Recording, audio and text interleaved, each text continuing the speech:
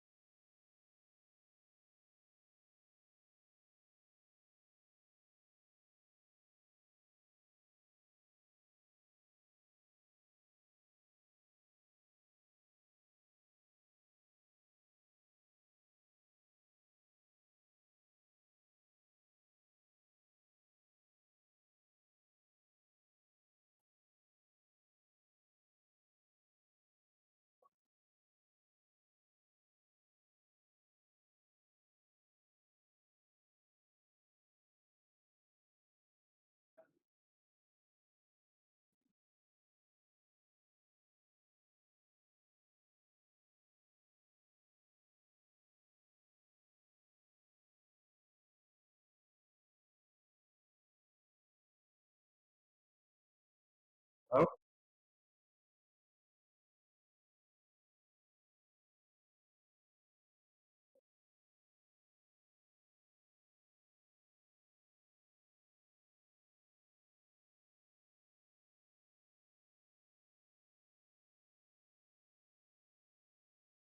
Okay. I think, Jess, you're starting out tonight. Yes, we are going to start with Sedge/Phil with Alpengard. Do you want to tell us a little bit about your game before we jump into some questions? absolutely.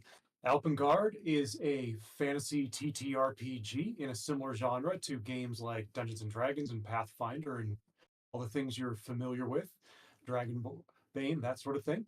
And it's uniquely a D30 roll high system with all kinds of fun elements, like an energy pool called Numa you can use to upgrade rolls, empowering magic objects by entwining them to your soul so they grow with you throughout your career and you never have to discard them because they don't become obsolete.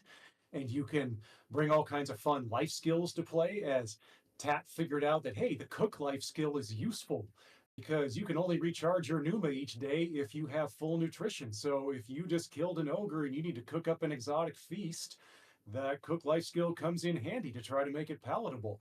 So there are ways to bring in those skills and make life fun, and you can tailor any of the callings in the game to any of the ability scores. So being intelligent doesn't mean you're stuck playing a wizard, for example. If you want to play an intelligent warrior or a charismatic, outgoing druid, you can do all those things and make them 100% combat and social effective without sacrificing any abilities. So that opens up huge role-playing opportunities as you progress through the quests and system. And I see Rabbit was interested, and we also have a question from the Discord on why did you go with the D30? You know what? Look at that. I mean, that's just really cool. It's bigger than the D20 and lots of reasons for it, but I just thought it looked really great. It also, with the system, one of the things I have is standard, improved, and advanced rolls.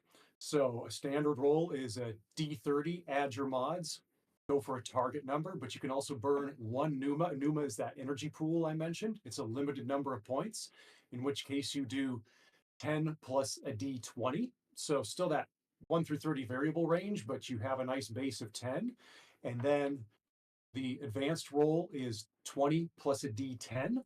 So what having the D30 allowed me to do was to split it into thirds and have a reasonable Numa cost, which worked beautifully with the system.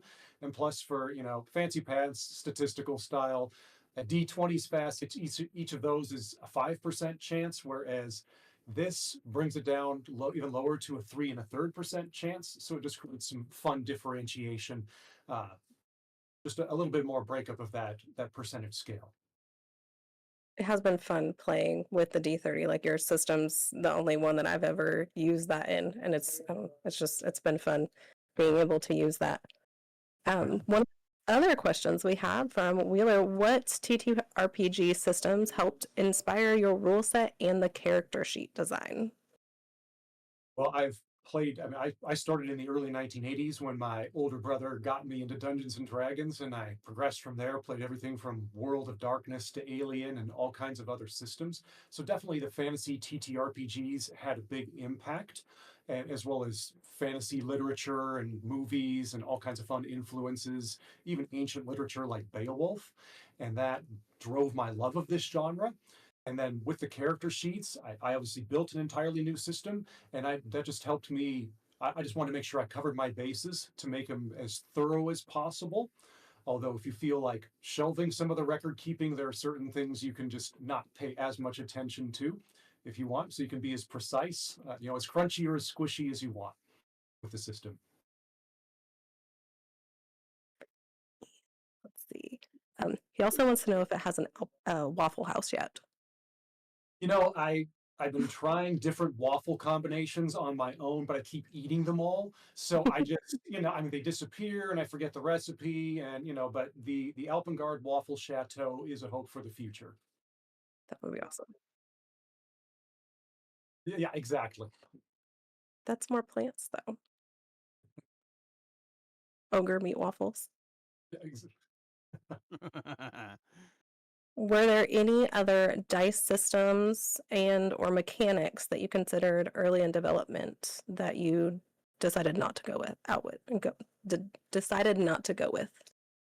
Great question. Yeah, originally I was going to go with the D20 and then kind of breaking it up into that standard improved. I was just going to move it in increments of 4. So D20 or 4 plus D16 or 8 plus D12 and so on up the line into 16 plus 1d4. But it just didn't make sense for the Numa costs. It would cost so much to do, for example, a 16 plus a d4 that this turned out to be the ideal option. And it really makes Alpengard stand out. It's just really fun, like with the Numa, just in like what I've noticed with us playing with you, there's a couple of us that will like burn through the Numa, and then I feel like I'm more like a hoarder because I'm afraid I'm gonna need it for something else. So it's just I love that mechanic in the game where you can really screw yourself or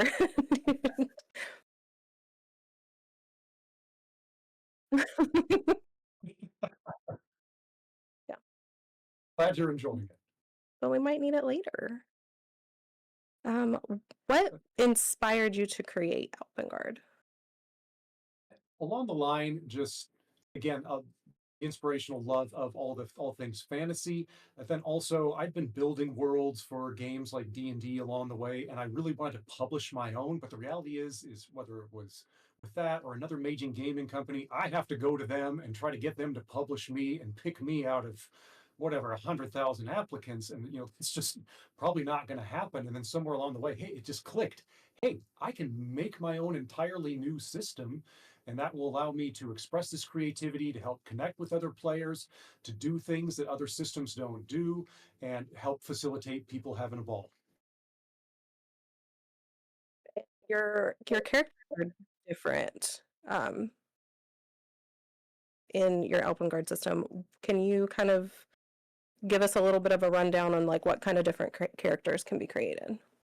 For sure. So in Alpengard, there are 5 folks, which are your heritages, ancestries, races, and then you have your 5 calls, which are your callings and your professions. So your folks are your elves, your dwergs, think dwarves, fauns, think satyrs, orcs, think kind of half goblin, half orc, and then Shealk.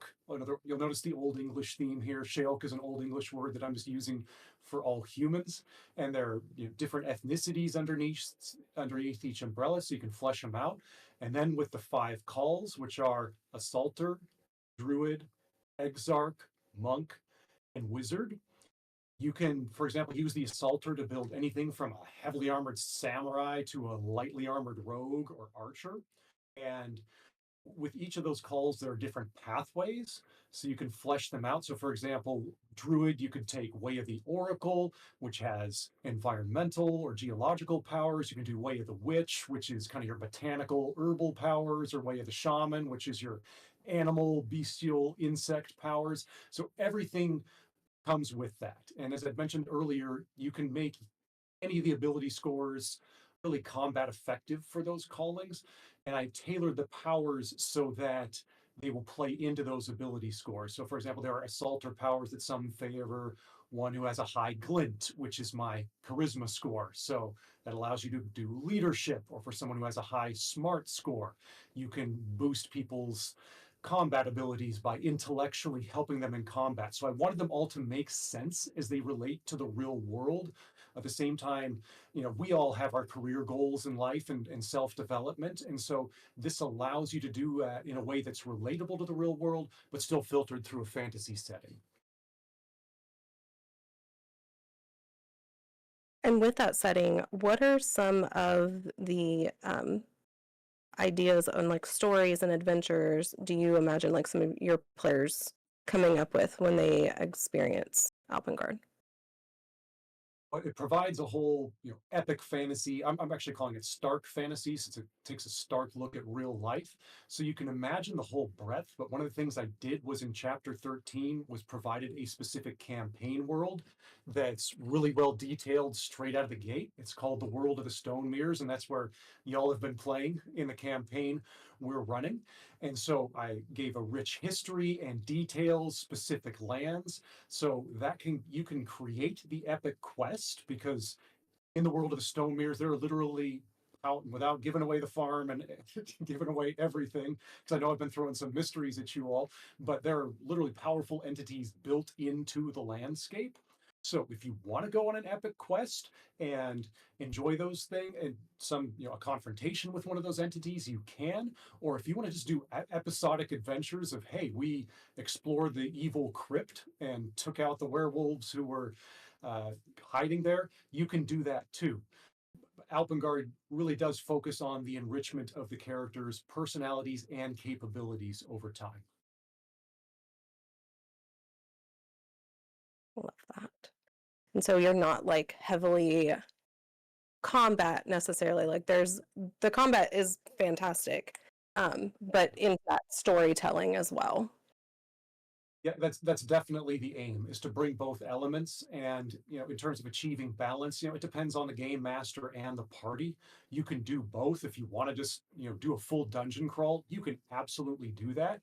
But there are situations where various skills come into play, and it's really on the game master and players to bring those out. But the game master, for example, the end of chapter 6, which is the life skills chapter, there are all kinds of suggestions on how to bring those not in the spotlight life skills. Like, Tat's character is going to be a master chef at some point. I'm assuming he's going to get advanced cook training, and to bring that into play, whether it's cooking a Kraken kebab or whatever's handy in the moment. Or if you want to make your character a master sommelier, you can do that. Someone who can sniff a wine and know exactly where it's from, but you can find a way to work that into a mystery. What if there's an assassin who enjoys leaving a wine with every victim, and he drinks a glass and leaves a full glass? And okay, your master sommelier character tracks down the assassin by going, okay, this assassin is buying wines from this particular region. Let me find out where's the only place that all these wines converge in the local marketplace. And that's how you hunt down the assassin. So you bring those less combat related life skills into play, and you can develop personality that way, improve role playing. Which is really fun because I feel like there's a lot of systems out there that you have the option to create this in your background and have these different things, but then throughout the story, you don't really use them. So I love that Alpengard encourages you to really build on those things. Glad you're enjoying it. That's definitely a goal. And lastly, what was the biggest challenge that you faced while designing Alpengard? Yeah, that was getting the powers balanced correctly. That was absolutely brutal. I worked with a statistician.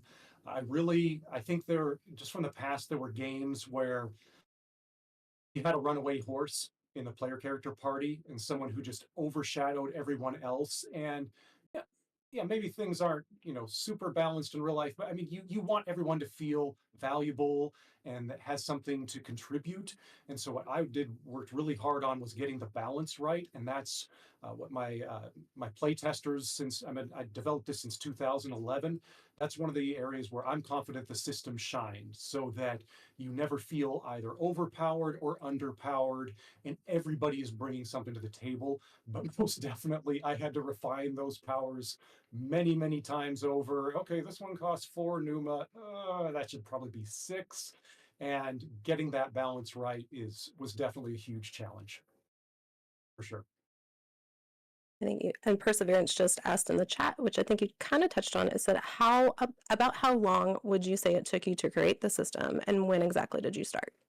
Yes, so I don't remember the exact month, but sometime in 2011, and I just published it. Technically, the soft cover came available at the end of 2024. So we were looking at about a 13-year run, 14-year run to get to this point. And the most important question, where can we find Vanguard and how can we play it?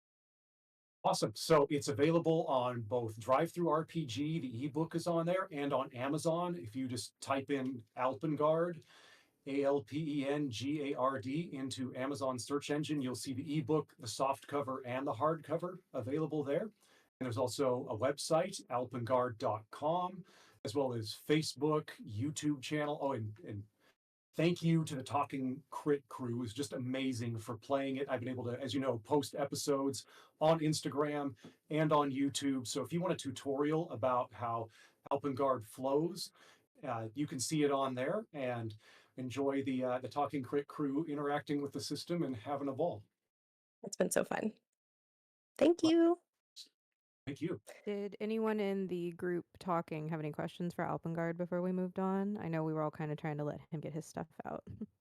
So there was one that came through in chat. I have one. Is there any sort of setting or like story that you haven't told yet that you want to tell in your story, and like with what group of people would you ideally want to tell that story with? Wow, that's an excellent question. It's kind of unfolding with the Talking Crit crew, so I'm hesitant to give away too much. But I designed the villains in specifically the world of the Stone Mirrors, and really in Alpengard in general, but them to be more than just the archetypical bad guy. My father is evil and he wants to take over the world. I wanted them to be alluring and relatable, so that the conflict between good and evil, it's not just something external, it's something that, hey, this is a challenge within me too. So kind of unveiling those conflicts to the players, many of whom are right here, all of whom are in this chat room right now. That's definitely what I wanted to go with. And like I said, without giving away the farm, there are all kinds of secrets in chapter 13, and I deliberately cut it halfway where it says, if you are not the game master, feel free to not read on unless you just, don't want to be surprised.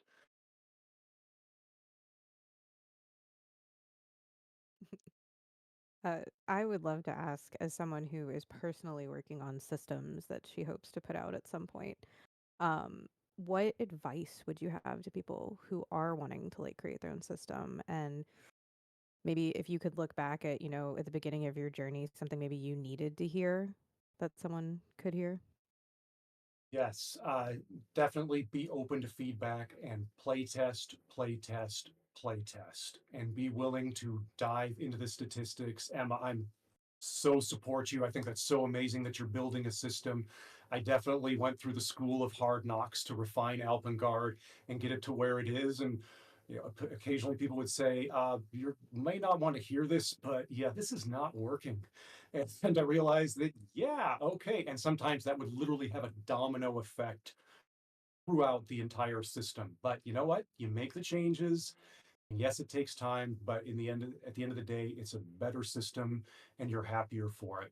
So rock on. Awesome.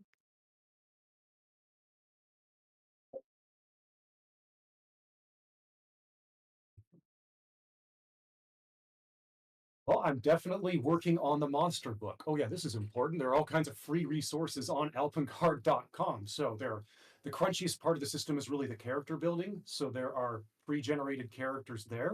In honor of Spinal Tap, I did 11 of them. These go to 11. So they're available on the Friends page. And then on the Foes page, since the monster book is in development, there are free prototype monsters there. So ideally, the next is going to be called Alpengard Creatures and Origins. That'll be book 2. And I'm also eventually going to launch other campaign worlds besides World of the Stone Mirrors, as well as collections of adventures, new powers, and new options. So that's where I'm taking it. I did make sure to drop that link both in Twitch and here in the chat, guys. So if you haven't already, please go test out that website, see all the fun stuff he's talking about. And I have not actually gotten to play yet because unfortunately I picked a day that I couldn't. But everything I've heard has been so amazing, and Tat and Jess have just spoken amazing things about this game.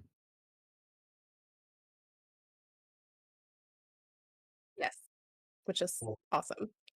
well, And you thank could you do for it. being willing to give it a try. I really appreciate it. It means a lot. And y'all are great players. So It's been really fun. It is really fun. Oh yeah, Awesome. Gil's there too. I'm here too. Gil's still Sorry. here. Well, he's also in the game. I kind of. Yeah. All right. Yeah, Well, thanks, y'all. now Yeah. we're gonna shift the mic over to Taylor, and he's going to tell us a little bit about system shifters and ask some questions.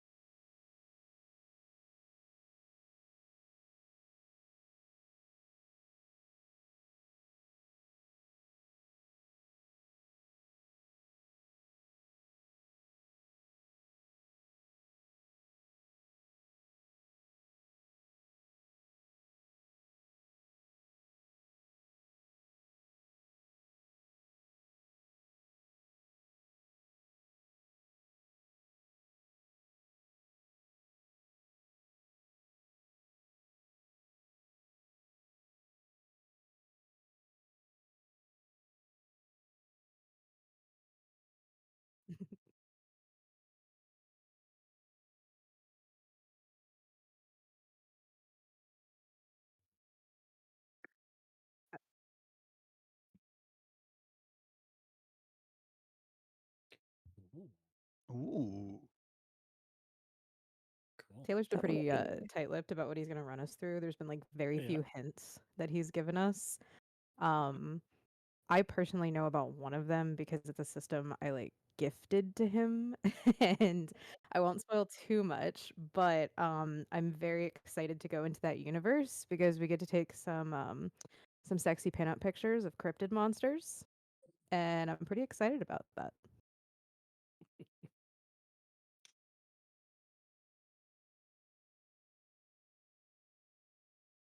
Mark, Gil, I'm excited either of you? for when we eventually get to Daggerheart. Yeah, I think Yeah. that's up there for sure. Excited. I don't know if it's on the list, but I do think, especially with Bryn's, well, and all of our investigation personalities, since we've been doing this for a while, like together, I think Candela would be fun. Ooh. But I also just really like Candela. But I also just realized I don't think that we actually reintroduced who we play in Shifters. we It might be didn't. a good idea to kind of just remind Yeah. everybody, or if you haven't listened, maybe if you hear, you'll be interested.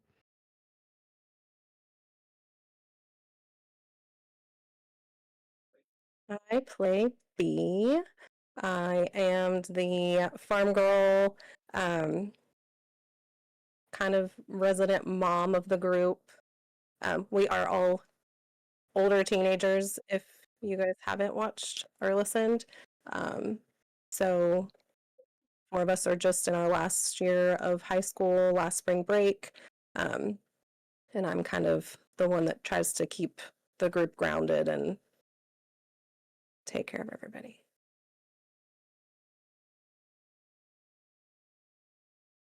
And my dog Binks. I and Binks. And Binks. I play Bryn.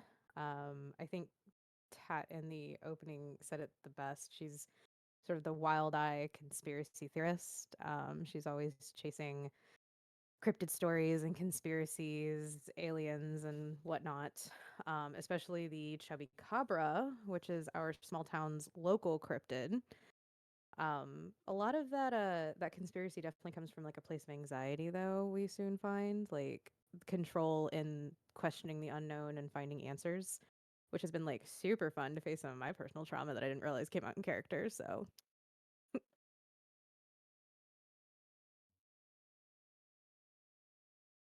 Mark or Gil?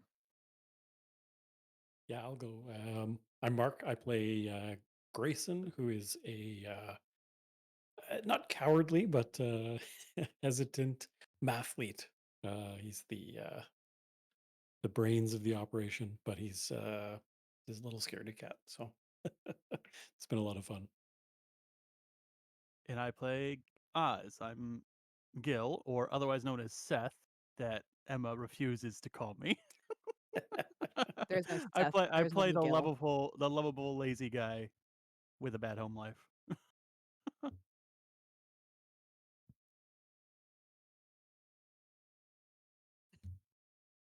Oh, Tubbs. Tub of tubs.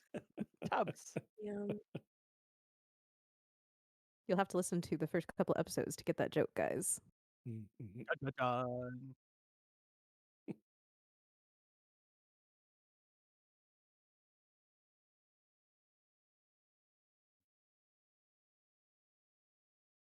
Uh, Yeah. Make it fluffy. Merkborg. Yeah. Yeah. Work Something would like be a nightmare because we would die over and over and over again. And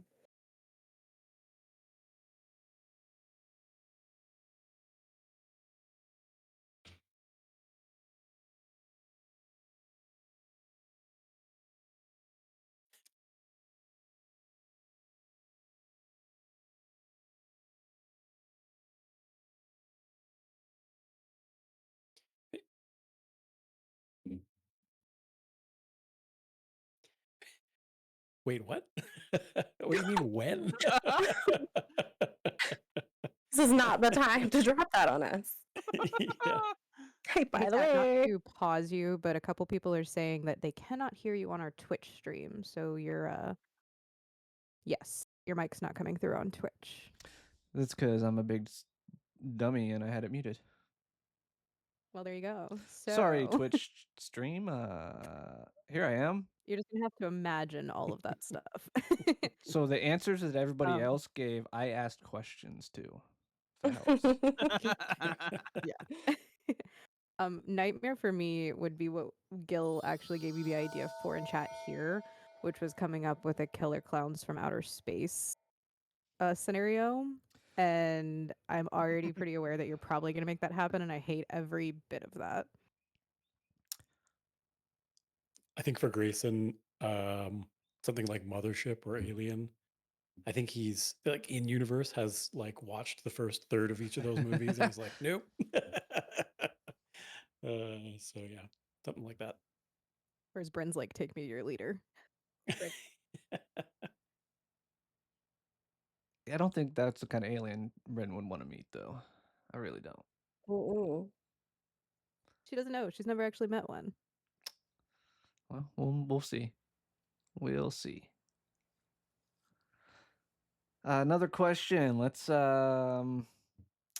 one comes from Perseverance. What are your guys' favorite or least favorite pasta shapes? Hmm. Us or the characters? Either or. I figure they're I one have and the specific same. answers for both of these. Well, then let us have them. Bryn would probably really like macaroni. It probably reminds her of like late nights with her mom when she wasn't working her two different jobs. But I definitely, for some reason, think she would hate bow tie pasta.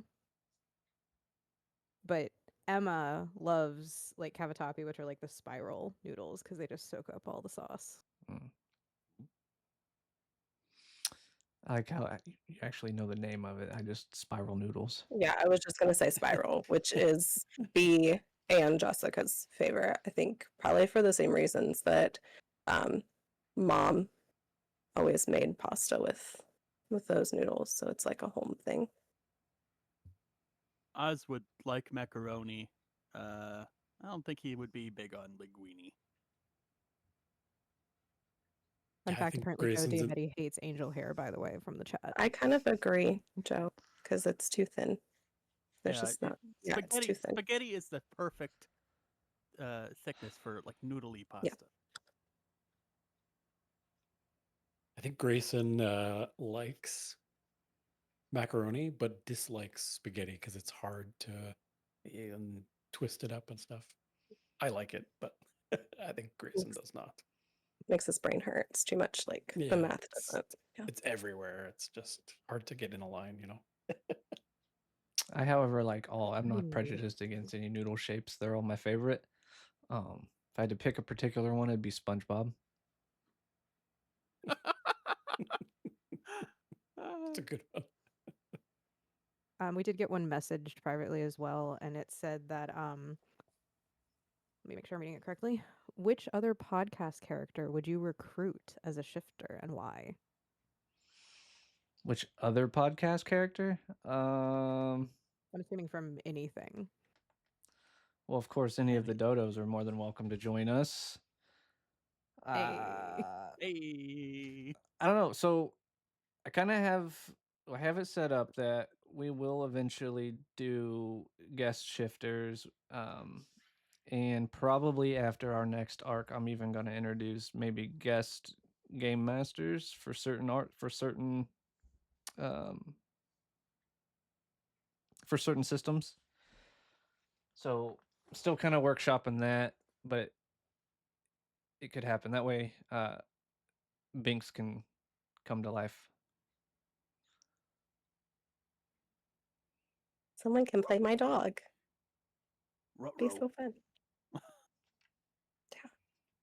Somebody can play Tubbs. Jello squirrel. Jello. Pudding. Pudding. Here's another one for Perseverance. Do your characters have opinions on scrunch versus folding toilet paper? Strong opinions, yes. Yes. Definitely. Fold all the way. Scrunchers are incomprehensible to Grayson. Just does not And get so it. B would definitely keep this a secret because I think Big D would prefer the scrunch because it saves toilet paper. Feels like if you're folding it, you're just using way too much. Septic can't handle that. Oz is That's the such a scruncher. farm dad answer, like 100%. I feel like Oz is the dude that don't flush it. He just throws it in the basket next to the toilet. Oh, God. no. God, no. Isaac was over here being like, no, that's right. That's why. Centralized septic, it's very important to keep the health okay, It is. right? Especially if you don't have centralized sewer, That's right? right. You're responsible for, so that's very important. Shit's expensive. The microbiome within your septic has to stay a certain way for successfully break down organic matter that's in there. We're here to teach you something. Isaac, I love you Oh, so yeah. much. I had a I don't know if question I've actually, ever too. vocalized that, but I love you I had so another much. question too that wrote what? Emma just loved you. Aw, ew. Rowan told me to ask when's the D&D episode shifting? When's the D&D episode of Shifters? When's the D&D episode? The D&D episode of Shifters is actually it's the system that Emma mentioned earlier, where they'll be trying to seduce some cryptids. Uh-oh. Ooh, Yeah, nice. so why did we not pay attention? Well, I was busy getting yelled at. That's true. Perseverance in the chat also said, does each character have a favorite animal on the farm, and does that animal have a name on Bee's farm?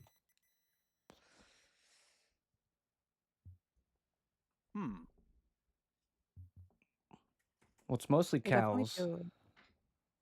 I feel like Mm. Bryn would like the goat that we keep talking about that tried to eat Yeah. Big D's tires just because she would want to love the most unlovable thing on the farm. Right. And that's like low key B's favorite, but she definitely doesn't tell Big D. Oz enjoys the chickens. All of them. All the chickens. I What? think the Grayson probably likes the barn cat that everybody just ignores. Yeah. Danny also said, "Where does everyone's character stand about pineapple on pizza?" Well, as a Grayson G, has strong as the GM, opinions. I'm all for it. Grayson is heavily against it. It is blasphemy to him. It depends on the pizza place. Yeah. Character wise, B's probably never had it because Big D would think it was blasphemy. But real life me, I enjoy pineapple on pizza. Oh, Rowan has opinions.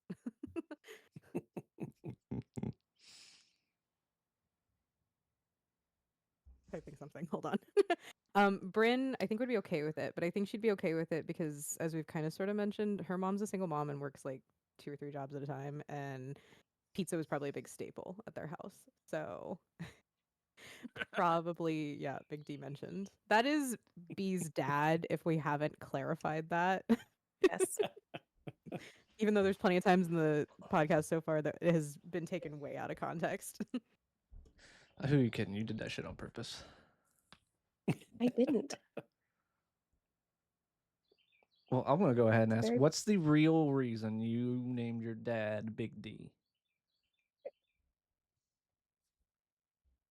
Well, I think it was kind of in the back of my mind accident. So my dad in real life, drives a big diesel truck, and he calls it Big D. So I think it was an accidental homage to my actual dad. They have it. Big old 3500. So Big D. Whereas I named my mom in character after what I named my printer at work, just so everyone's aware. That's fine. Her name is Constance.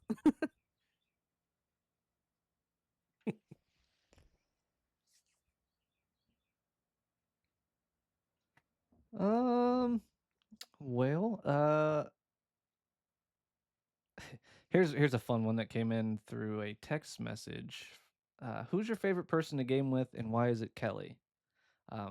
We had thought this was directed at Jess, but apparently it was for the whole crew. Yeah. She wants everyone to answer. Kelly is Kel in the server, and her and I are really good with playing off of each other's emotions. So that obviously is the reason that she's my favorite. But she said everyone has to answer, even if you haven't played with her. My favorite player is whoever playing with me currently because I have not had a bad game since I've been on the server. But I think Kel's my favorite because apparently she and I both have a penchant for possums. In our Fallout game, you do. I have a mutated possum pet, and apparently she played a possum not once but twice, I think.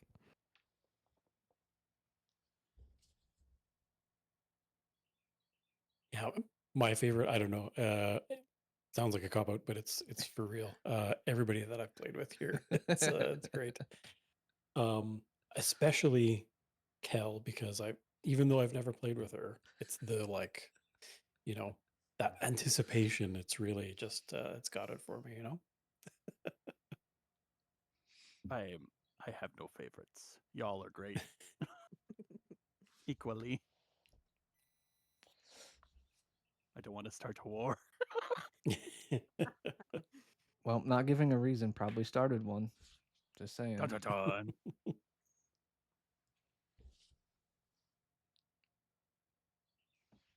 Kelly is fun Cat to play Rowan. with, though.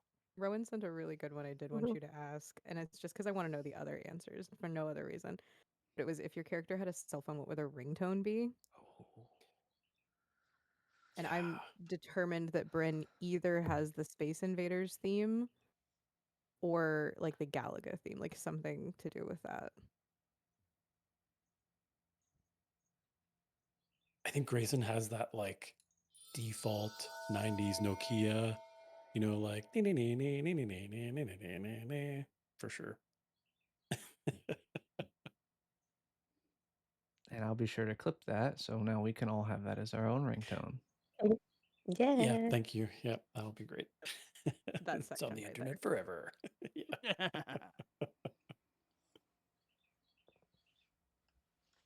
Oz probably has some chiptune version of a Limp Bizkit song. It's the It's like Nookie or something. Yes. It's like really crunchy and chiptune. He downloaded it off like some library computer. LimeWire.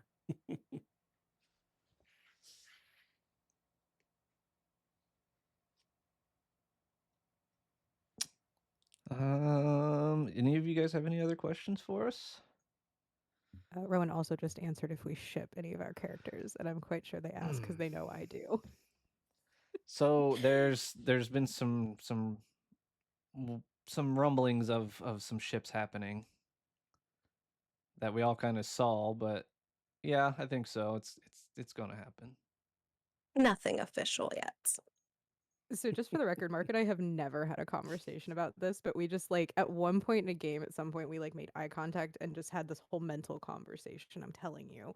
Because pretty much since that first like Grayson realized that Bryn was upset about something, I've been like, yeah, they're in game. That's that. And then the slight spoiler, sorry guys, but in our last one there was a joke about tight pants and Bryn being very red faced, and that pretty much just sealed it for me. So yeah, I'm a big what would that be? Grin Brayson, something like that.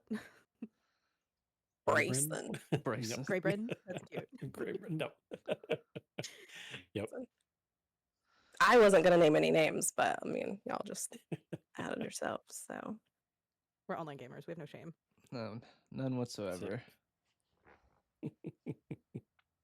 And one last one. Where did the idea for the shifters come from? Where were they based on your own childhood, or were they pulled from elsewhere?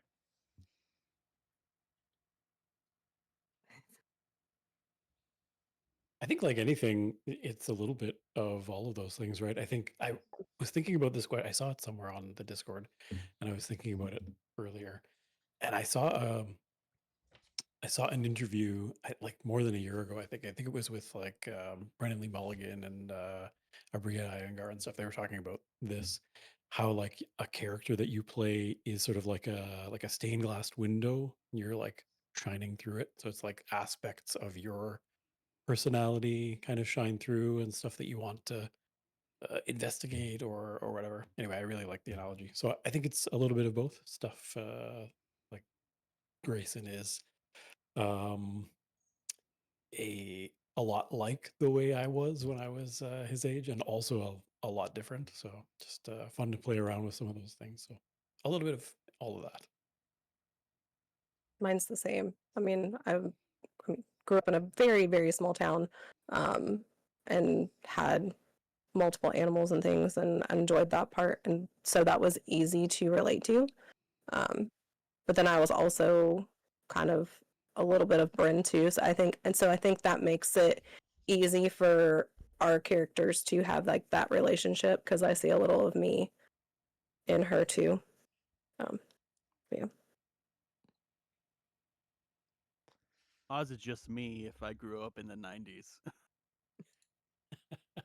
Tootsie's a baby. I I'm a can see baby, that. apparently. Baby. Yeah, me too. Whereas like for me, and as always, because I'm the long-winded one, I have an answer ready for this. But Bryn was like this half preconceived kind of idea because Tad had kind of told me and Jess what we were doing and where we were starting, and so I had this like, okay, I want to play a conspiracy theorist. That's totally different than anything I would ever play. Um, wouldn't be like my first pick, but I think this is such a fun idea. And then I think when we all virtually sat down together and did our session 0 is when she really came to life. It went from like I'm full of crazy ideas and random theories to, oh no, I just have a lot of anxiety and all these crazy ideas give me a semblance of control in the world, which is like way too real for me personally. I think I said that earlier. But also it was like talking with Jess and like building up the idea of B's mom and Bryn's mom being friends, and then Bryn's mom being a single mom, so she was always dropped off at B's house, and then basically becoming sisters. And then like Mark came in, I remember specifically with the idea of like Grayson being the transplant. Like he came from another town and came in like late into high school, and B and Bryn kind of like folded him in, and then Oz being like Gil jumping in and like, oh, they've just always been friends. Oz is just totally fine being whatever and included. And I don't know, I feel like that's where she really came to life. It started with this just kind of like idea, and then I put a little bit of myself into it, and then once the group actually sat down, it became like, wow, this is real, and now they have substance. I think that's one of the really fun things is like you have this idea of the person, but then you really get to like find out about them as they interact with the other people. I think it's really cool. Plus, it I think also it's amazing with helps. our group chemistry too. Like just even Yeah. first table game, I remember all of us at the end of it saying like, holy crap, we really gamed well together, which doesn't always happen. Plus, it also really helps with the first two systems that we've gone through, where you guys have kind of narrative control of even like what's around, you know. So like you can fully fledge out your entire make believe childhood in whatever situation, and I think that helps build those characters' personalities a bit.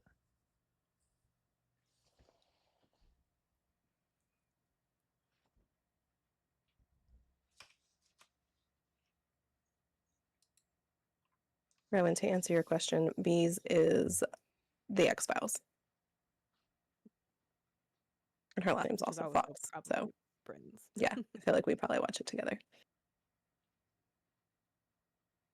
Tales from the Crypt. Yeah. It's a good one. That'd be probably good. I think Grayson's favorite 90s show is, I think he's got a couple. He likes Buffy the Vampire Slayer. I think all teenage boys in the 90s did, maybe. I think he also likes Star Trek, like Deep Space Nine. That was probably in there. And I think he secretly really enjoys Dawson's Creek. That's fun.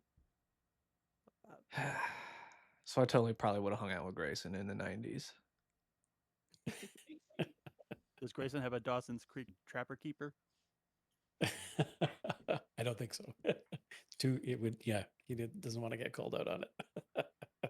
I, however, probably would have went home about the time Dawson's Creek came on.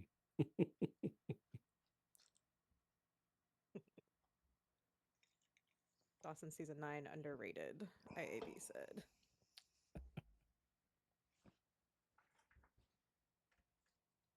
I didn't even know it went that long. No, I think they meant Deep Space Nine. Deep Space Nine. Oh, I think, I'm so sorry. We were Yes. just talking about Dawson Creek and I read that wrong. Yeah. Yeah, Unless maybe IAB is a Dawson Creek fan. And now he's yelling at No. me. My bad. Oh yeah, the Crank Wheels t-shirt. Sorry guys. I was really excited to wear it tonight, so I did. Especially because Annie couldn't be with us, so I wanted to bring Crank. It's awesome. Yeah, is that gonna segue us into? I think so. I think so. Potatoes? But first, we've got a little bit of a segue we're going to do. Thank you for that follow. I'm Get going ready. to... Relegated me to the side because they didn't trust me to drive the ship. I don't. But now here I am driving the ship. What are we doing? Oh, sorry. I thought you had something queued up.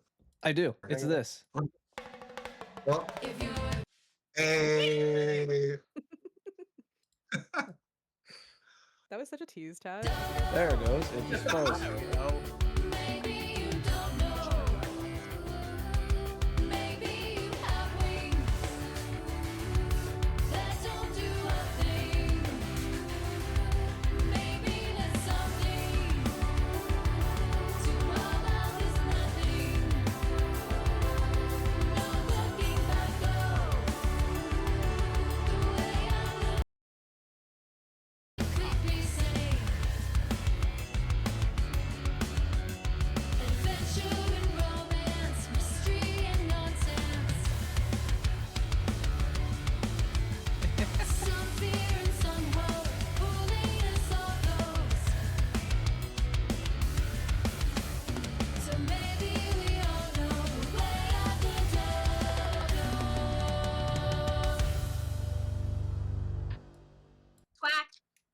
known fact, that's actually me playing.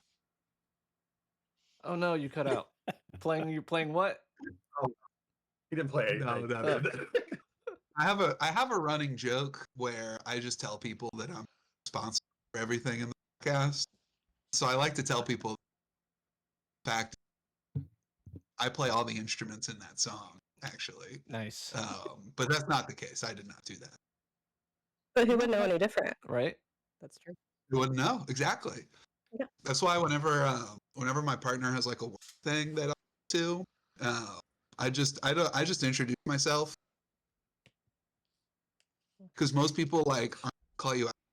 You'll just be like, oh yeah, we're epic. I actually work. Isaac's haven't yet. It's also why I've only been to with my partner. So Y'all's mic is cutting out just a little bit on our end, so we got about half of those sentences. no, that's such a good bit too. What are we gonna do, Joe? Not speak over each other somehow. Is it okay if we speak one at a time, or cutting? It seems better when you speak one at a time, but specifically for some reason it's when Isaac's talking, it's like cutting out in the middle. The computer hates me. The computer knows. The computer is nerfing him because Too powerful. I don't know that. he is in fact too powerful. So. Should we try the mic one more time? See that one? Yeah. Or the weapon. That's a lot better, whatever you just did. Maybe back it up. Okay. Backing up. Maybe I'm talking so loud that It's because your hands were in front. That's what's going on. I see. I Actually, hate can't to talk with- say it, but it's like you went to make that reference, like your hands, and it actually cut out when you did that. So See? we can't confirm nor deny that theory there. Okay.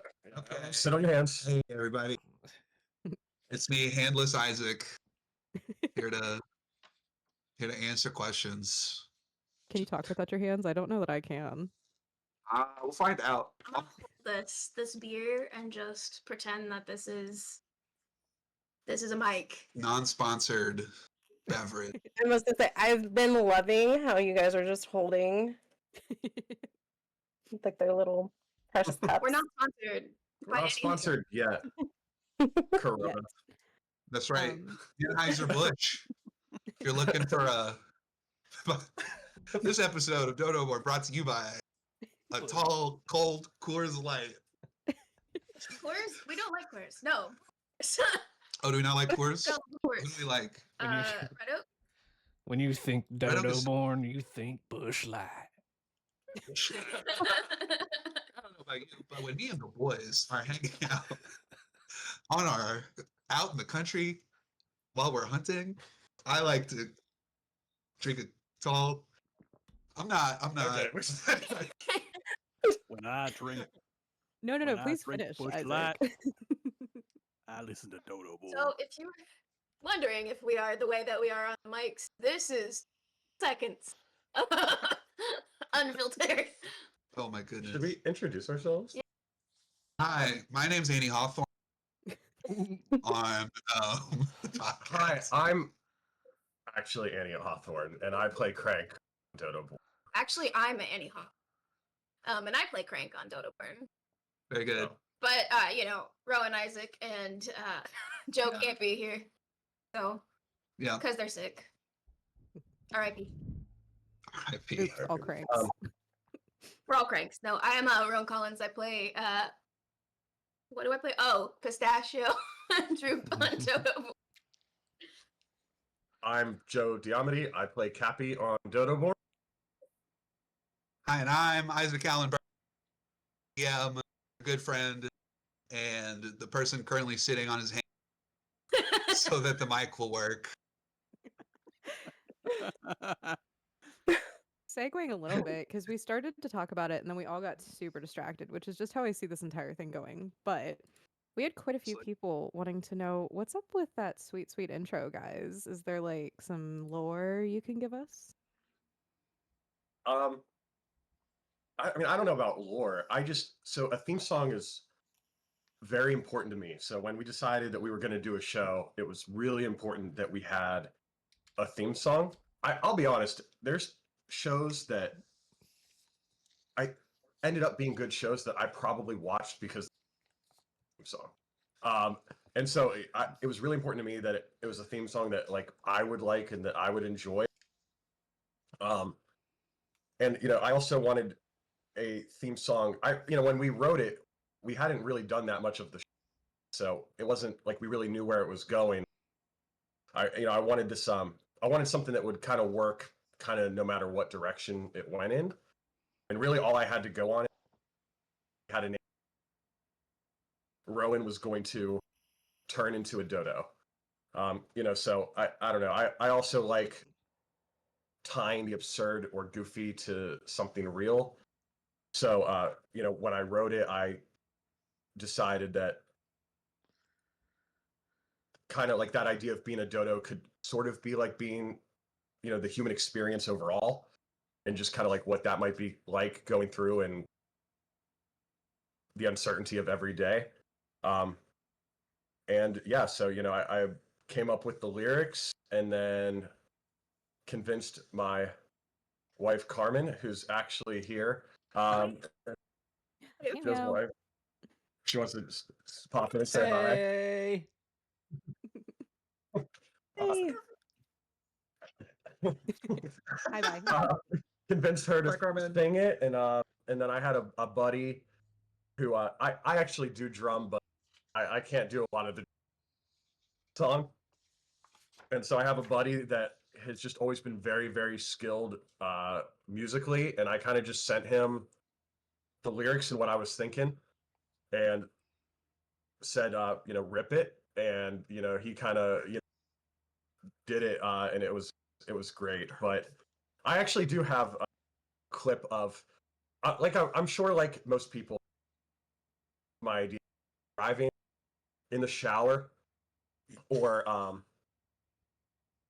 if I'm like cutting grass. This time I wrote listening to me sing really loudly. So as soon as I got out of the shower, I on my so that I didn't forget the word. And so I actually have that clip of that very first recording I sent them of the lyrics, and I just so that again, we all have an idea. I'm not even you guys this today, but I literally. Joe, I'm gonna put you in hand jail too. You keep throwing your hands and cutting yourself off. Okay, I was just saying that I came out of the shower and had to record that, and I'm not sure I told them this, but I just wanted to make sure that everybody had a really good idea, kind of what was happening in this recording. So you'll hear the very first time these lyrics were presented. Ready? All right, Here, share guys. screen. Here we go.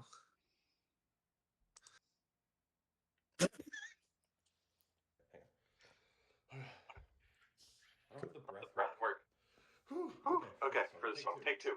All right, so the idea is like single like piano note or maybe like a chord, dun, dun, dun, dun, and then as it goes, it gets faster and more swashbuckly until the big finish. Okay. Reminder: I'm not a singer.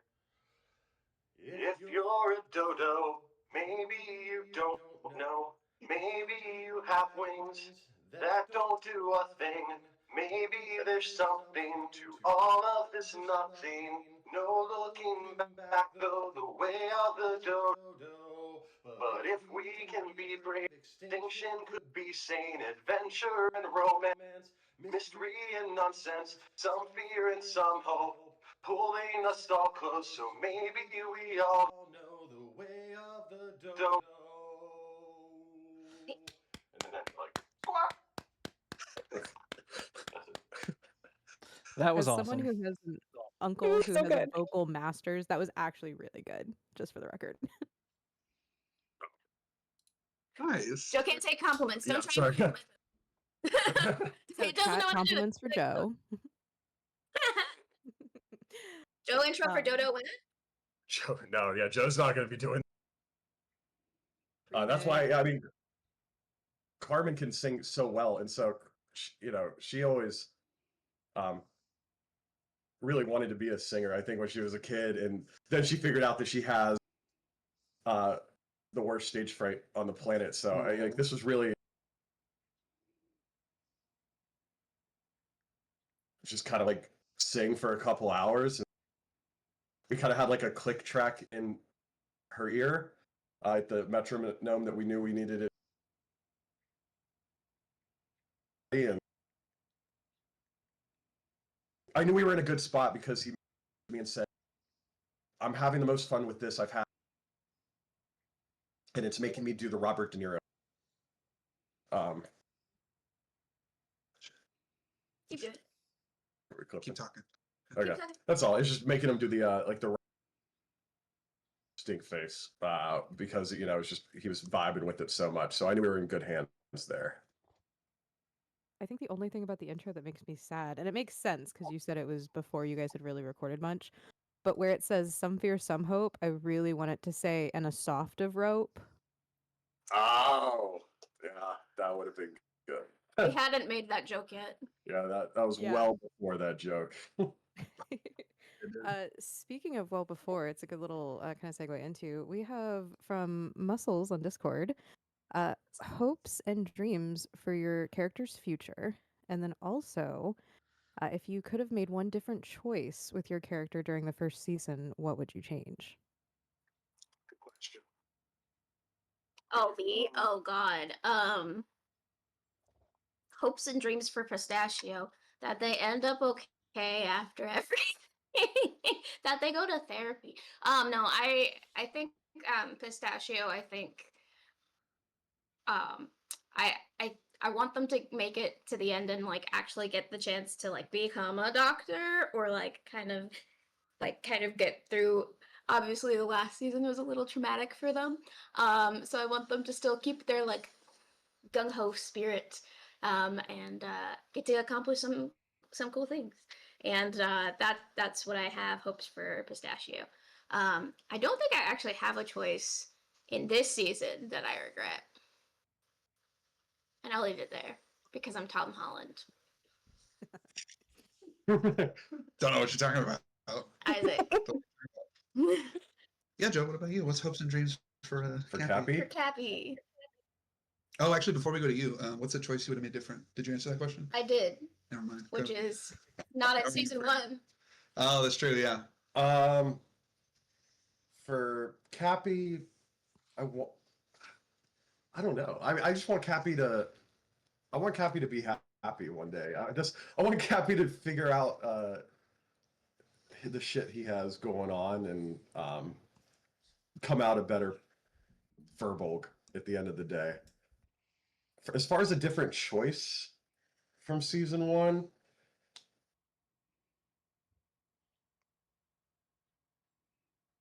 I wish I would have talked about the jacket's origins in season 1. I know the jacket origin, and there's still plenty of time and space for it to come up, but I definitely thought that would come up a lot sooner. So I would have probably brought that up. But hey, it didn't happen for a reason, I'm guessing. So I'm sure we'll figure out what that is. Not yet. Speaking of origins, we also wanted to know if we're ever going to hear about Cappy's parents. That came from Perseverance on Discord.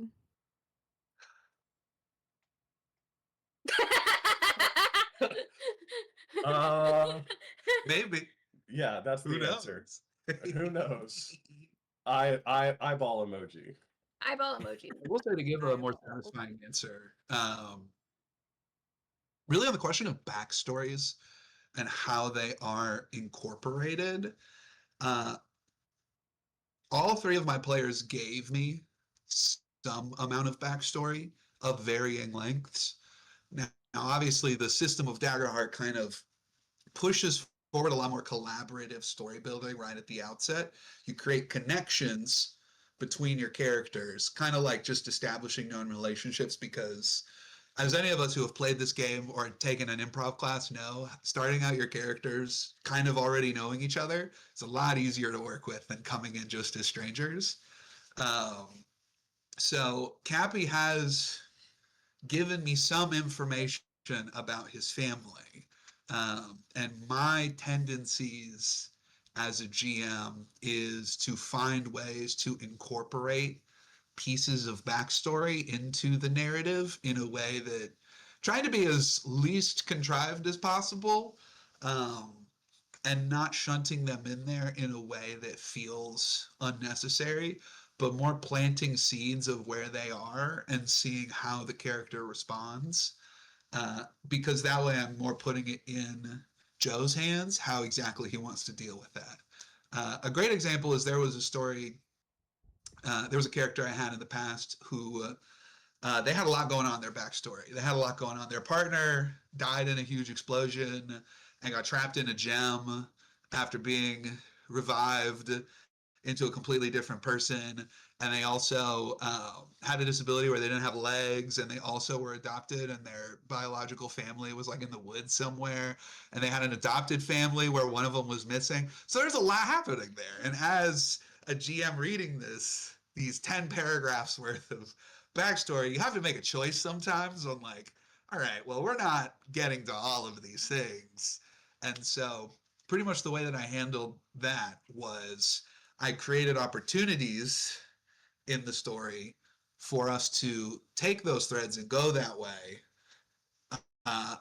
And we didn't get to all of those, obviously, because the story can't handle all of these threads, but it still put the decision in the player's hands of where exactly to go. So I can promise you, maybe not in this season or maybe even in the next season, but we might find out what's going on with Cappy's family or Cappy's parents. And I really can't wait to see what happens when we do, because I truly don't know. I will say, Perseverance, thank you so much for asking, because I wasn't even sure if anyone was even thinking about Cappy's family and stuff. So Joe thinks nobody likes Love Cappy, which is Cappy. so funny.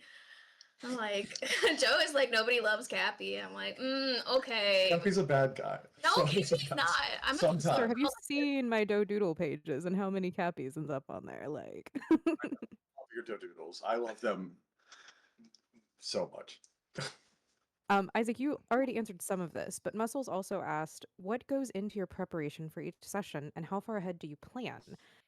Any chance we'll get a campaign frame for the Dodoborne world? They want to know more about your GM experience, not just the players. So as a GM, answering the questions one at a time, I have really bad news on the campaign frame, which is that I'm using 5 banners burning. Somewhat, and I will say, like with most modules, I'm treating it like most modules, which is to just sort of treat it like a foundation and build on top of it, just a bunch of stuff and kind of ignore most of it. And a campaign frame is basically everything that I would use. So I changed a couple things in it, but for the most part, it is 5 banners burning. The way that the countries are situated, the way that their relationships to one another are. Maybe even potentially, if if you keep listening for season 2, maybe even some names that are straight up in the campaign frame might pop up. So I'm using a heavily modified version of that. At some point, I will release the map that I Frankenstein together using the maps that came from the system itself. But we'll see when that happens. As far as prep, so when I was a younger GM, and I had a long-running campaign like that went for a couple of years. The idea in my head was I wanted to stay 10 sessions ahead of my players. I wanted to stay like far enough ahead that I like had things planned no matter where they went. I had it down. We were running Descent into Avernus, which is a very straightforward. And obviously, as I said, I ignore most things, so I made it more node-based. Following shout out to the Alexandrian if you're looking for DM advice on how to make some known modules better. And since I have kind of gotten a little older, a little less time, most of that time was 2021, 2020 when I had kind of nothing to do except just prep. Nowadays, not so much. Nowadays, the thing that I do is I start really strong in the beginning. I build a strong foundation that I can play on top of. I get some interesting places. I get some interesting people. I get some interesting problems. And I kind of know all those in my head. And I know what direction I want to go. So I know what the ending might look like. I have an idea. So for instance, I'm hoping and assuming that everyone here has probably seen season 1. If you haven't, I'll still stay vague.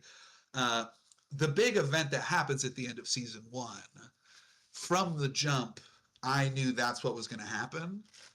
But from the beginning, I didn't know how it was going to happen. I just knew that's where it needed to end it up. Something big would happen at the Apple Festival. So from the beginning, I had the town, I had the people. I knew something big is going to happen at the Apple Festival. And then from there, it is basically one session at a time. I think where are they going next? What do I think is going to happen? Maybe I add a couple things. But thankfully with Daggerheart, I can really throw things towards them and be like, what do you see? What is there? Where do you go? Describe the place for me. To the point that really, instead of staying one session ahead, no longer means like prepping proper nouns, like places, people, and things, but really it's more prepping questions. It's prepping interesting questions to ask the players that can build that setting. So long story short, the way that I prep is a lot more short term, basically one session at a time. But at the jump, I have a strong foundation that I've begun with. That's where most of my prep happens, is in the very beginning. And I know the direction. And then from there, I take it kind of a day at a time. So hopefully that answers the question. I cede the rest of my time. I don't. I'll take my time back, but for that question. You're fine. As the resident long-winded one, I get it. You got it. Yeah. I mean, GM to GM, like I think it comes with the territory if you are used to being the one talking. Absolutely. That's why I GM all the time, because I talk so much. I'm gonna Frankenstein 2 questions together because I can kind of tie them, and I'm gonna try and do that, and because I said so, obviously. What is everybody's favorite NPC? And then if there was a classic TV series filler episode for Dodoborne, something like a Halloween episode or like a music episode or something, what would you want to place in the series? Can I squawk in? No, I'll let Isaac squawk. No, you'll go first. Isaac to squawk in. Go first. Squawk. I love the librarian. The librarian's my favorite. Just the old. My partner is like every time that librarian voice comes on, she just like busts out laughing. It's like her favorite part. Like, oh. So I will say the librarian, and also personally, I really love Pistachio's whole family, but that's just personally because the dynamics are so fucking funny. We have talked about like a filler episode. I want to do a Crank and happy birthday party, because I found out that Crank doesn't have a birthday, and I think we talked that Cappy doesn't celebrate his birthday at one point. So I want a filler episode of Pistachio throwing a birthday party for them. That is what I would like. So that's me. I cede my time. Walk in. Squawk. I actually think my favorite NPC. Okay, as far as just like to listen to, is Postmay. Postmay. I love Postmay. Like unapologetically, I love Postmay. Every line Postmay says cracks me up. Is that a bag of nuts? Nuts? Is that a bag of nuts? And but it's like from a serious point, I don't know why, but I just have a lot of hope for Alana. Yes. I really want Alana to do a lot of, I don't know, like I could just think of a billion cool things that could happen with Alana. So I'm emotionally invested in Alana. I just purposely don't look at Isaac when I talk about a lot of hope. Yeah. Let's see what I did there. And then as far as like a filler episode,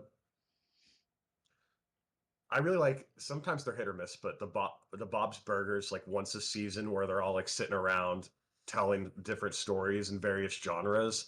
I'm not really sure how that would work in an audio podcast. It could be interesting to figure out though, but I think one of those, just like a campfire, like they're all camping, maybe it's during a rest and they're all like telling some kind of stories to each other to maybe like try to help Pistachio go to sleep. Yeah. You know, so I don't know, maybe something like that. I feel like you'd have to like shift GMs with that. Like instead of it shifting styles, you guys would each take like a GM turn and then play like the NPCs in the story. I like that. See, that's good. I actually realized I have another favorite NPC, but that one doesn't come in until season 2. So. Uh-oh. Yeah, that doesn't count. That doesn't count. Oh, That doesn't There count. is no season 2 yet. There is no season 2 yet. Speaking of season 2, when's that coming out? July 1st. July 1st. First Tuesday of July. God's willing. Yeah. July 1st, First everyone. What do you mean? We're so far ahead. So I think my favorite NPC for me is dependent on which is my favorite to talk as. And unfortunately, so for me, it's the mayor. I love the mayor so much. I don't know what it is. And if it's, I watched a lot of Homestar Runner growing up. And so the strong bad voice is a little too real as I try to put on this weird French accent. But slightly Russian. And Postmate truly is me desperately trying to do a like Dickensian child and just keep losing it. I think every time I talk as Postmate, it's a different voice. Yeah. But the and the turnip, can I just say I'm glad that this D-Sides came out so that people can understand that it's not. That's just. Anyways, what is our relationship with food is weird, I think sometimes. Yeah. But yeah, I think the favorite episode I would want to run, I have a fondness for horror. Just be clear, I'm a big chicken boy. I'm a big scaredy cat. I jump at every possible thing in a horror movie. I can't watch them. But I love running horror games just to play with the tension and I don't know. It's a lot of people will say like horror and comedy are like two sides of the same coin. And so I just really love horror. I'd probably do something horror related. I don't know what that would look like. And I think my second bottle episode I would do is like an escape room. I would just have you all in an escape room and just yeah. I don't know how we'd make that interesting because it might be me being like, no, that doesn't work. You try what? Oh, that doesn't work actually, no. Happy would never get out. Ever. Nightmare on Dodo Street. Okay. Happy tries to get out, he just like starts hitting. Happy would be trying to convince all of you that the like thing that's obviously not it is the thing that's gonna get you all out. Okay, here's the thing about SNL skits, though, is like Isaac and I have taken improv before. Annie and Joe haven't. So whenever Isaac's like, "Oh yeah, we're gonna do an improv bit just to warm up, whatever," it's always like me and Isaac bantering off of each other, and Joe and Annie being like, I tried. Zip Zap Zop was too much for him. Zip Zap Zop was like they didn't understand it. Oh, anyways. Zip Zap Zop's a lot for theater kids, okay? Like, if you're not prepped for Zip Zap Zop, like, I can't. No, that's got so much like trauma from. See, here's the thing: I was a theater kid, but I preferred to be stagehand because then I could yell at people, and hence also why I'm a GM, probably. We're gonna segue a little bit because I love this question. It came from Perseverance as well, and it's if your character were from Burke in How to Train Your Dragon, what kind of dragon would you want and why? oh. Sorry, hang on. Can we repeat the question? I got so excited at the mention of How to Train Your Dragon. Like, I'm sorry. I heard like if my character was from Burke, I think it was what kind of dragon they would have. Was there another? What kind of dragon would you ride and why? Oh, he's dialed in. What you don't know is Joe is a big How to Train Your Dragon fan. It might be one of my favorite movies of all time. It's right up there with Spider-Verse for sure. So in high school, I worked at a movie theater, and I worked there when that movie came out, and I have cosplay of me in our fake cardboard ship, and as me as Hiccup. So yeah, anyways, big fan. I guess this is a hard question because it's like, how would I not want Toothless? You know what I mean? Like, Cappy would definitely want Toothless. And I believe Cappy should get Toothless. You know, he wouldn't. He'd get one of those. I'll find the picture. I actually and I don't know them by name. I'd have to look them up, but I got it. Cappy would have that one. What is that one? That one? Yeah. Baby Gronkle. The Baby Gronkle. Baby Gronkle. Cappy and Baby Gronkle? Yeah, for sure. No doubt. Look at for the I don't know, does this show? Like Baby Grunkle? Baby Sure Gronkle. does. Baby Grunkle. What's the big fat one? That's the one I would have. That's the Baby Gronkle. That's the That's the Gronkle. Baby That's the Gronkle. Gronkle. You'll I want the big rumple. It's a meat lug. I want the meat lug. Yeah, Oh, look at okay. him. Aw, he's so big. Oh, he's just a chonkus. Chonkus. What is the stupidest looking one? That's the one. That's the. I already got that. Pistachio. Getting the one that looks like the most ridiculously stupid, but also would be. Uh-oh, we lost you guys. Oh, We hang on. did lose video, guys. Hang on, that was my fault.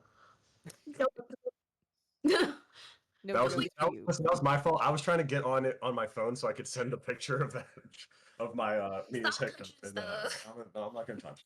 I'm gonna say this little like zipper back thing looks like something that Pistachio would ride Love that. because it looks dumb. You know what? Actually, I changed my answer. Cappy wouldn't have a dragon, but he would have all of those tiny little ones that like always like hiccup the fire. He would just have like 3 of those that run around with him. Like a little Like the old bird lady cage he that just carries has all the around. Yes. Yeah.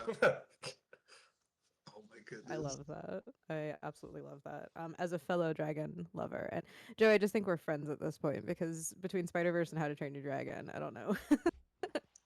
I agree. Don't get him started on Avatar. Oh yeah, don't get him started on Avatar. All right. The Last Airbender. I was about to Specific. say Airbender or Blue People because we'll Yeah, fight. Airbender. Okay, and then guests on the show was asked a couple times. There's people who want to know if you'd have like a dream celebrity guest to have in, or if you're planning on having guests. All the things, guys. I think celebrities are tough. You have a good answer for this. Oh, I get stage fright when it comes to celebrities. I like freeze up immediately. It happened ever since I went to my first con and met Jason Isaac, and I like froze up and then had a panic attack. So I'm gonna say I don't. Celebrities are really scary to be. I would much rather play with like the people in the community because that seems fun. And so like I've been doing like stuff on the Talking Crit, and that has been more fun as far as like guests go as far as like playing with other people. I would say if I were to potentially not combust from stage fright, Abria Isengard would be great to play at her table. Okay, Mr. Isengard. Go ahead, continue. Sorry. Said Maria Isengard, and that just made me. Wow. Okay. Great. Yeah. What about you, Isaac? Yeah, Joe. So as far as like just general having guests, I like the idea in theory. I just like it's from a recording standpoint, we have our 4 mic setup. So I think maybe as we grow and I update and upgrade to that, that beefier recording unit, maybe even the I just drew a blank on what it's called. The 8 one that No, the 8 one's cool, but if I could, it's the Rode. If I could ever, if we could ever justify the Rode recorder, with like all those different inputs, I would love to have guests for that piece. As far as a celebrity, this is kind of back from all of the like listening to Harmontown I did years and years ago, but I really like Camille Nanjiani. Yes. And I don't know why. I just really enjoy Camille and almost everything he does. I think it'd be fun to play with him. Yeah, I think Werner Herzog would be crazy to have at the table. I think that would be an insane get. I think we would just be. I think I would just do a Werner Herzog impression back to him, and that would be just the whole game is us doing that. I think like a real possible one. If we get 1 million subscribers and we can convince Emily Axford onto the table, that would be my dream get. And then, was there another part to the question? Yeah. I spaced out. I was thinking Just about like Werner Herzog. outside of celebrity, like would you have guests? Oh yeah, who knows? Maybe there's a lot of cool things that we could do with like guests. Yeah. But that's definitely like a future plan. That's like long-term plan. Yeah. I think. Most of us unless you can't tell, most of us have a lot of social anxiety. So like our foreshot is pretty good right now. So. Yeah. Not me. We had probably the most important question in the chat from Perseverance's partner and said, Fuck, Mary Kill, Mayor Raisin, the librarian, and Percival Anachronism. Okay, so you know Percival is dirty, right? You know that Percival would go so hard. So I would say we gonna fuck Percival because damn, that And little flip- gnome does like magic. Flip flops really do it for you. Those flip That little flops. red hat. That little red hat. Goes hard. I'm not saying that he's attractive. I'm saying that he's got magic and he fucks. I would kill the mayor. The mayor. The mayor. If the answer was befriend, I would befriend the mayor. But he's got a lot of emotional baggage, and I can't handle that right now. And I would marry the librarian because I would take good care of her. I would take good care of her. Bet you do. I got you. I would. I'd marry the librarian too, but not because I'd take good care of her, because she would take good care of me. Yeah, she would. And then, yeah, that's right. Yeah, he got magic and he fucks. Oh shit! Hang on. What did I just do? The mayor. Fuck off. Hang on. Yeah. Fuck, I fucked up. Hang on. Well, you would marry the librarian. I'll go back. Okay. I'm gonna marry the mayor. I'm gonna marry the mayor. I mean, he's already lactated all over me. He's lactated all over Cappy. Sure, so we'll do that. I'll marry the mayor. I'll fuck the librarian. I bet she's got moves. She's been around the block a time or two. She's talked about that general a couple times. Where's our book talk girlies? Like, we all know. Come on. She's read all the spicy books. And then I'm definitely killing that little gnome, that little shit talking gnome. That, like, in case we weren't clear, was created so that Isaac could shit talk to our faces at the time. Who like just shit talks me just a little bit. I needed an NPC to be mean to y'all. All the other NPCs were kind of nice. I needed one that would just call you a big bag of beans. Yeah, but like, okay, after I posted the Hazel in like her little like outfit, and all of the sapphics in the comments were like, "I want her to be mean to me." Those are my people. Those are my people. Let's rise up. For anyone who doesn't know what we're talking about, you should definitely join our Discord because the dodos tend to jump in and do all kinds of fun stuff here and talk with us. But Rowan did some sexy droop pictures for us, some not safe for work.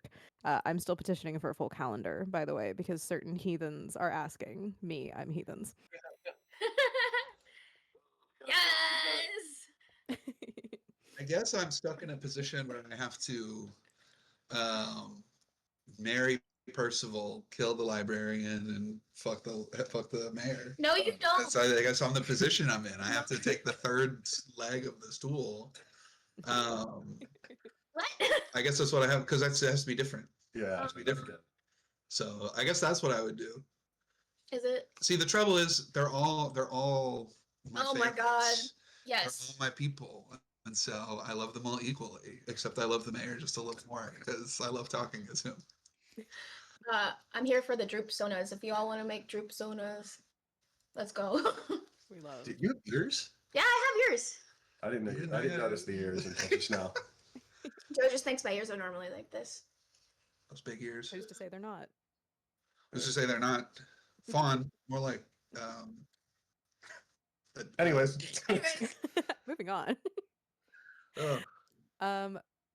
I have a couple more, and then I'm gonna see if we have any in the audience or from our chat that want any more. But two that I really liked were, if you guys were isekai'd into our world, just yanked into the real world, what would be the first thing that catches their eye?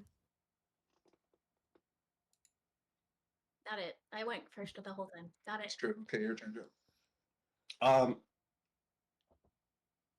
I mean, the easy answer would be probably Cappy would be amazed by Cars. Oh yeah, that's it. Perfect. Yep, that's better than what I had. Cars for sure. Yeah, he'd be like, "Oh, and can I drive one?" Then we find a way to blow it up. Yeah, then we find a way to blow it up. Yeah. I feel like I can't answer this question because I'm just wowed by the beauty of the world in general, and so I just feel like that would be me. I would wake up and be like, wow. Okay, so what you said the mayor is your favorite. So what about if the mayor was isekai in here? The mayor would immediately look at any local government positions that people run unopposed, and he would get on in there because if it's not clear, the mayor has strong ambitions. He has strong political ambitions, and so that's what he would do and try and get in. And then, Would you say they're yeah. like strong bad political positions? Yeah. Yes. Oh my goodness. Yeah, He'd probably discover actually. the internet for the first time and be emails.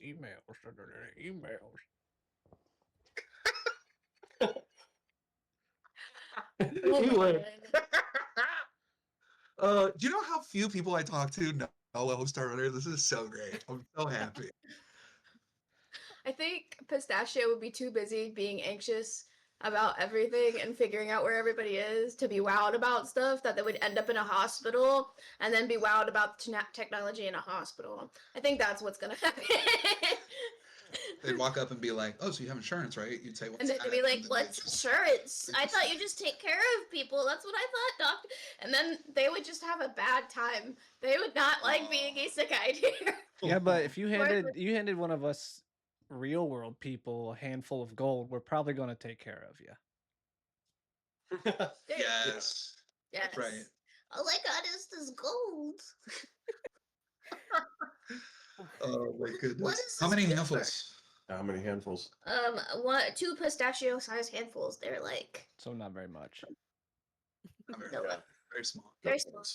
Goat hand. Tiny Go little hands. fawn hand. Tony, go hands.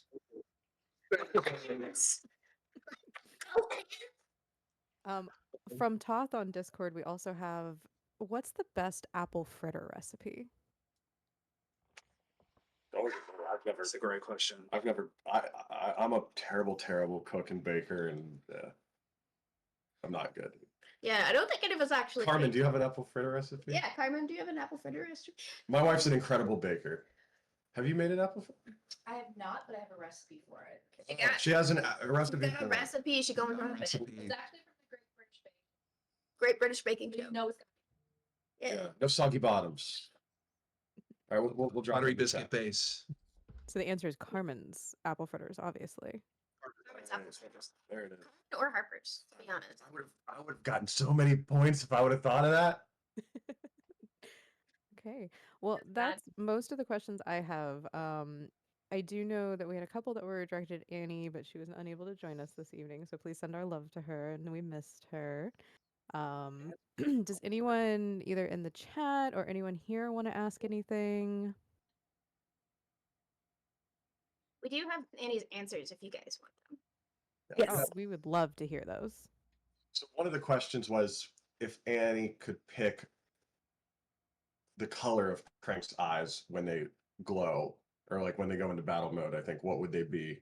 And she said iridescent purple, almost like a galaxy inside. Yes. And then the second question was a sort of joke question, which was if Crank could crank that, would he? And Annie said Crank would be so earnestly confused that he'd be like, Crank what? I don't understand. I'm Crank. That's so real. Soldier Boy and Shambles. The correct answer to the eye question is unless they can have lesbian mode eyes, because For real. But Crank isn't a lesbian. Maybe he's a him lesbian. No, I think we talked about in Pistachio's bonus episode that Crank is ace. Yeah. So. we love the representation.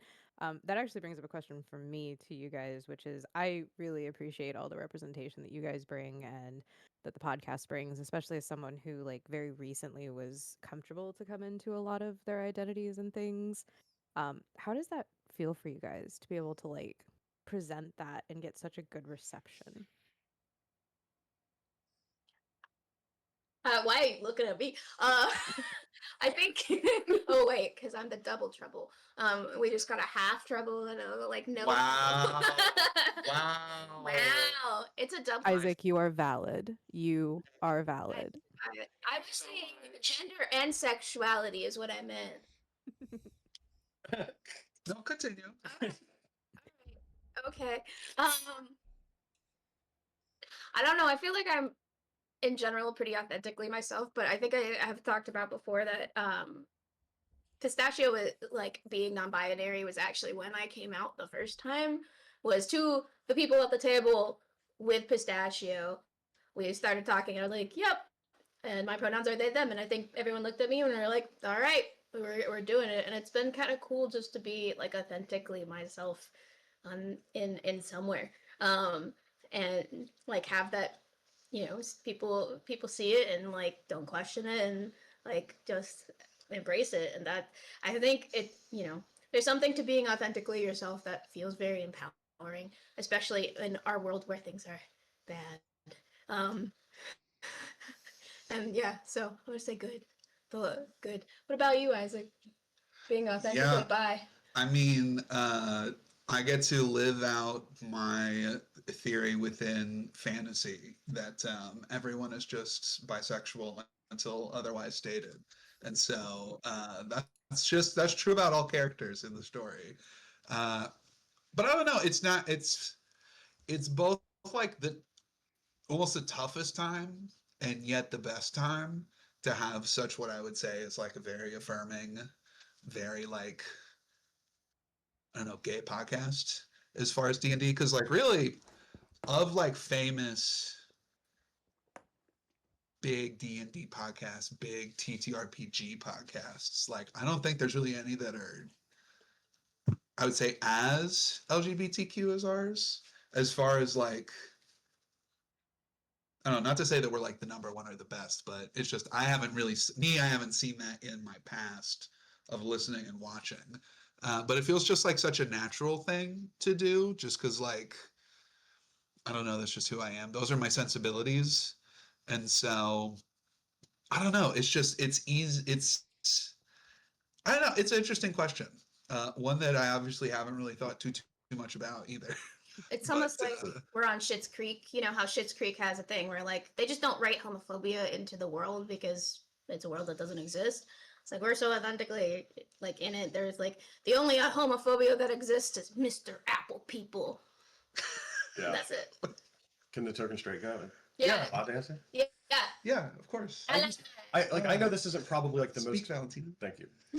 This probably isn't the most unique take, but my favorite podcasts are ones that I feel like I'm hanging out at the table or in the room with them.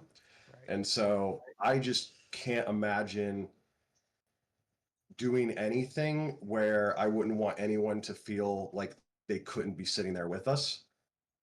So, and I think that we all kind of take that approach, just kind of inviting anyone, regardless of, anything. So it's really great to hear that Emma, that, that's had an impact. That's really meaningful. I hope I speak for a lot of people in our server, and I know I do because we've had conversations, but you guys have had a really nice impact on a lot of us, and I think that that goes for the fandom that we've created and this little kind of corner of chaos is what I call it. I'm super happy to have you guys as what I consider friends on here, and I love every minute of the craziness and the sexy droops and the sexy turnips and all the things. I'll get off my soapbox now, even though I like being taller. Nice. That's great. Thank you. We love you guys. Yeah, thank you guys so much. So, any other questions from us on stage or off stage? Chat hasn't had anything new come in, or if you guys had anything you wanted to pipe in to any of us before we kind of wrapped up. Oh, we have a request to speak. This is super exciting. Hold on. We haven't gotten to invite anyone up yet, so this is super. Let me invite Muscles in real quick. I think I did that right. Just tell me if I did not. I think so, but Muscles, try again. Please, because I am bad at technology, y'all.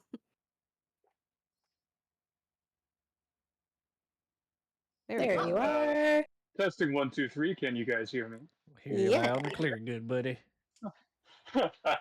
Awesome. Well, hey, good evening. Just want to say I've been really enjoying the AMA with everybody. Especially really enjoying the chat with the dodos. Thanks for answering so many of my questions. I'm a bit of a Columbo fan, so I got to ask one more thing before we wrap things up. My question is, if you guys had your characters in the real world, imagine you're back in the real world. We can have the mayor for Isaac. Imagine you open your pocket, you look in there, there's a Motorola Razr from 2006. It has your ringtone for your character. What song is going to play when someone calls you? Question. The phone is a Motorola. So is this only music from 2006 back? Ooh, good question. Doesn't have to be. I'm just thinking this is back when like ringtones were really cool, as opposed to nowadays when like a phone rings and you hear the ringtone, everyone goes, "Ugh, why don't you leave yours on vibrate?" No, we're peak cool ringtone. Okay, cool. So I have an answer. What's your answer for Cappy? It's Apple. For Cappy, it's Apple by Charlie XCX. I feel so strongly about that if I could afford the rights to that song and to do a 2D animation recap of season 1 in the twisted like anime style of the Kingdom Hearts 2 opening to Apple by Charlie XCX, I would. I feel very strongly that would be Cappy's ringtone. Yeah, that's my answer. And if we hit 1 million subscribers, make that a reality. No kidding. No kidding. Isaac. Yeah. That's a great question. I don't know any French songs. So, if I really want to reach back into the Rolodex, it would probably be Experimental Film by They Might Be Giants, just because of a Homestar Runner reference. But yes. Oh, see, I was gonna do a They Might Be Giants song. So a little known fact is like when we started this is actually Annie started this is she made a playlist for Crank, and then Joe made a playlist for Cappy, and I made a playlist for Pistachio. And the number one song on my Pistachio playlist is Dr. Worm by They Might Be Giants. And I remember singing along when we were like, prepping for this to say they call me Dr. Worm. Good morning, how are you? It's Dr. Worm. So yeah, that would be their I do want to say too, just like talk about the playlist. If you're ever curious, Scarlett got her name from the song Scarlet by Holly Humberstone. I really like that song, and that's where I got Scarlett's name from too. In case you're curious. I actually have an answer for the mayor, because the mayor is very in touch with his feelings. And he lets his feelings out. I think the way that he gets his feelings out easiest is listening to the cover of Hallelujah by Rufus Wainwright that plays in the Shrek 1 movie. And I think that he's just singing along weeping, or should I say lactating, the whole time. Lots of requests to drop those playlists, by the way, so gonna have to do that, guys. put that on the Patreon. That's right, we do have a Patreon now for the dodos. Get the playlists. It's free. Again, we just wanted a place to communicate to everybody directly, because Joe goes crazy over how many different social medias that you use. Joe doesn't go. Joe can handle anything. He's actually super calm and chill about it. Okay. Relax, right? Relax. Right. I'm trying not to laugh at Joe's mental stuff. Go ahead, it's say it. It's not working, Rowan. Go ahead, say it. Yeah, Joe doesn't go to therapy. It's fine. Do you know this is Rowan's favorite joke? I'm trying to bully him into going to therapy. It's not working. We would lose all of the great content. You'd lose your sparkle if you would. I'm kidding. No, I'm kidding. I'm sorry. I'm sorry. No, that wasn't good. I'm sorry. Thank you so much for that question, Muscles. I'm going to toss you back to the audience. Is there anyone else who wanted to ask a question, or anyone here if you had anything for the dodos? Anybody in the Twitch chat? I haven't gotten any more questions in Twitch just yet.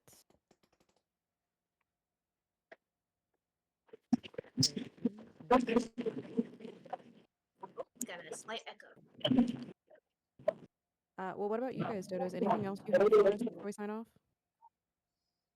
Question for everybody in the chat: has anyone played Mothership? Is it fun?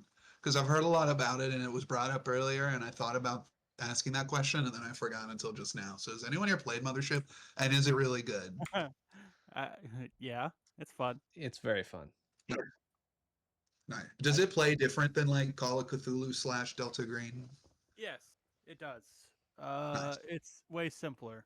There's a lot less mechanics to worry about. So. Cool. Okay. Cool. You die Because just as as I- much though. Oh yeah. I think yeah, I mean, if there's no other questions, I think the only thing we wanted to end with was a sneak peek at season 2 with a Oh. clip from the first episode of season 2 that drops July 1st. July 1st. July Right. 1st, guys. July 1st. You want to cue up the clip? Sure, I can cue up the clip cue up the because I'm driving. You're They driving. put me in the driver's seat. I don't know why we It's that one. Yeah. Okay. it's that one. It's that one. It Really? it says hang on. The It one says, that it says says Dodoborne? Dodoborne season 2.1 2.1 clip. Clip that one. Okay. It says Yeah, that did one. you click it? Yeah, you Yeah. have to share the screen. Okay. I'm sharing. Just So if you share hang on. this, well, that's not you're just sharing the whole screen. Hang on. I need to. Hang on. Hold on. Okay. Here we go. Amazing driving skills. Amazing. Thank you. People have to come back here. Scarlet sort of has put a hand on your arm as Major says, right Oh wait, now. hang on. I'm sorry. Let me set the stage. That would help. Hang on. set the Okay, stage. so we had a bit of a heavy season at the end there, so kind of sticking with the heavy tone in the aftermath of that. The setup for this scene is that Major Balthazar is talking to Cappy and Scarlet, kind of about the state of the town. That's how you do that. Nice. Cue music. Yeah, the tone is a lot more serious in season 2. People have to come back here. Scarlet sort of has put a hand on your arm as Major says, right now, that cannot be our priority is rebuilding. We need to make sure that these people are safe and have a place to stay. Yeah, no, We need to figure out the line of I secession. get it. I understand. We're gonna make sure they're safe. Yeah. What about the people that are gonna come back? Son, I don't think people are coming back. I don't have time for this. Every time I have to deal with your bureaucratic and there's a Frank way that it walks can up. happen. Crank walks up. Do you guys want some cheese? I found cheese. It's the only food I can find, but do you want some cheese? Hey Crank. Yeah. Yeah, I'll take some cheese. Major Here you reaches go. out a Here hand. you go. Thank Alright, you. move on. Continue my route. Craig, you have cheese. Oh, hi, Pistachio. Yeah, here's cheese for you. Cheese for your family. Cheese for your cow. We don't have a cow. Oh, I'm a cow. oh. Anyway, This is the levity that we needed here. Yeah, so we'll probably know what's coming back here, but that's okay because people will be relocating. So where'd you get this cheese? Oh, I found it. It's clearly more serious. Very more serious. Clearly. Oh my goodness. Well, you heard it here first, guys. Sneak peek of season 2 coming on July 1st. Everywhere you can stream things. If you haven't followed the Dodos on social, what rock are you living under, honestly? But do it now. And yes, thank you so much for answering my questions and, all that fun jazz. And I think I'm going to turn it over to Tat for our kind of outro, last little runs. Or if anyone else had anything else that they wanted to say before we sign off. I just really quick thank you guys so much again for hosting this, and thanks to everyone else. It's been really great to listen and learn and talk to all of you. So Yeah, hanging out. I second the huge thank you to Talking Crit crew. Such a great group of people. So thank you all. Appreciate it. Yes. And on that, everybody, we're going to end this first ever AMA roundtable. Thanks, the Dodoborne crew. Thanks, Sedge, for showing up. And remember, if you guys want to get involved with with our AMAs when we host these types of things, and you want to possibly hop in and actually speak to your favorite people, all you gotta do is click that little link. It'll bring you to our server, and you can get right in on the action. We'll be doing these from time to time. Just keep an eye out for it. Anyhow, everybody, thanks so much for showing up to this and hanging out with us, and we'll see you in the server. Yep. Awesome. Thanks, y'all. Bye.